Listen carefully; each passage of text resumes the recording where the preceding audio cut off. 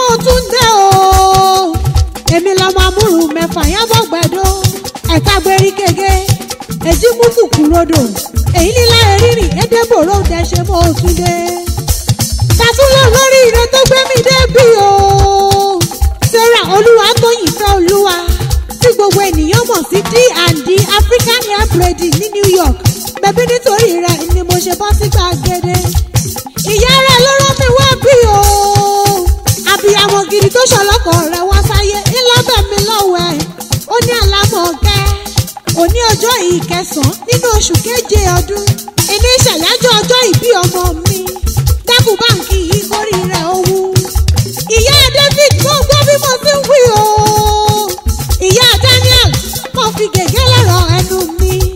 Bó ti jọ́mọ rere lọ́wọ́ òbí. Kí ló sì tún jẹ́ ìyá rere fáwọn ọmọ rẹ̀? Ọmọ níkà àgbákò nínú ayé mi. Mo fẹ́ ṣe wéré o. Mo fẹ́ relé bàbá rẹ̀. Ìlàjẹ ní ìpínlẹ̀ Ondo. Níṣẹ̀lẹ̀ bàbá tó bí ọlọ́mọ. Ọmọ abóyìnbó ṣòwò má pàdánù bẹ́bí ni wọ́n pọ̀ kí ilé àwọn bàbá rẹ̀. Alàgbàlúgbò mi bẹ́bí ni làjẹ́ fi ń ṣẹ̀yẹ nílé bàbá tó bí ọlọ́mọ ni. Iwájú omi ni, ẹ̀yìn omi ni, ọ̀tún òun òsì omi ní ṣe. Ẹ̀yin lẹ́lẹ́dẹ́, bẹ́bí ẹ̀yin lẹ́lákàn, ẹ̀yin lẹ́túmọ̀ ojú ẹja nínú omi. Ọmọ Ìlàjẹ Ògún òmó ní àgbẹ̀lọ́kọ̀ ẹ̀wà. Ọmọ ọjà sẹ́rẹ́ pàtà òkòtò, ọmọ olówó ṣe bí ọba. Ọmọ alẹ́bí oṣù tó farasí, ọmọ aróhùnbó òyìnbó ṣàánú. Ọmọ aṣàlẹ̀ jẹ̀jẹ̀ bí ẹni ròbùnrin.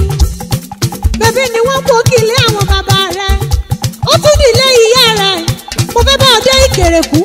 Òun Ìjàyè nílùú Abẹ́òkúta. Ọmọ oníkèrèkú ọmọ agídí òkọ̀kú. Ọmọ òrókùn ìjàfẹsẹ̀ kan. Ó yóò gèdè lọ́wọ́ oníṣàngó. Ó délé o. Ó délé fowó òwò fún wọn lọ́yà. Nítorí kò lè bá dìjà ni. Bẹ́bí torí kò lè bá dáàpọ̀ ni. Ọmọ òtórí ìjà báwọn dókun sẹ́bà ọ̀nà. Ọmọ bó o kí bàbá ìjà ni. Bó o kí bàbá ìjà ni.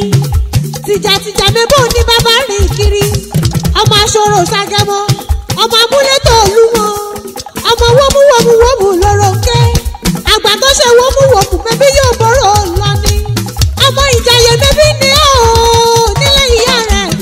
Ọmọ Ìjàyè ọmọ Kúrúnmí Àjàdí ìgò. Kúrúnmí ti kù mọ́ lójú kù mọ́ lẹ́nu. Ààrẹ ń pè ó òun dífá. Bí ifá ààrẹ bá fọ̀rẹ́ tí ààrẹ ò fọ̀rẹ́ ńkọ́. Ààrẹ rẹ̀ kìtàn ó má ní ìyàbọ̀ wálé. Kò jí bẹ́ẹ̀ ni kò wí. Bẹ́bí adìyẹ ló ṣàgbákò. Aládìyẹ lọ́gùn. Ààrẹ ńlọta.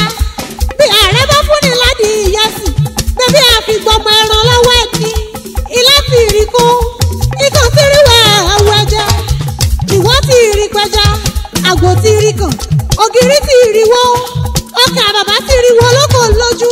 Bọ́mọdé bá bá gbà jẹun. Bẹ́bí títì rí ní tìrí.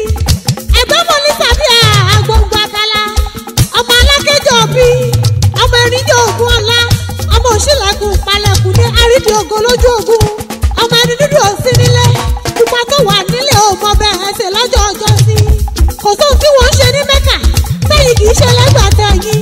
Wọ́n mú mi sẹ́mísẹ́mí ní Mẹ́kà. Ẹ̀yìn mú mi odò ògùn lẹ́gbàá. Wọ́n gòkè àràfá ní Mẹ́kà.